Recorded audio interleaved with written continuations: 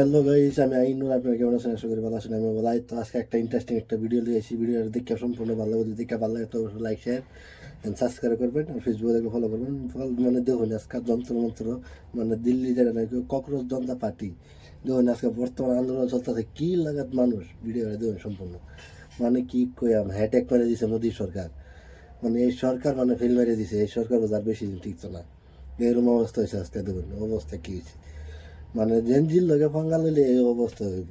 দেখুন একটা কারণে, এটা নাকি পেপার লিঙ্ক। এই পেপার লিঙ্ক কারণে দেখুন আজকে কত কোটি কোটি মানুষ দেখুন আজকে যন্ত্রণা। দেখুন কত মানুষ আজকে ইয়ে বাড়িতে ধরতেছে। দেখুন এই মানুষটি যদি হ্যাঁ নাকি ইস্তেফা মানছিল, ইস্তেফাটা দেওয়া দিলে তবে এই সরকার আর এই অবস্থা হওয়ার না। আজকে এই অবস্থার একটাই কারণ, এই সরকার। দেখুন সরকারের অবস্থা কি করছে আজকে। এই যন্ত্র মন্ত্র দেখুন আজকে দিল্লি কাঁপায় আসছে আজকে মানুষ।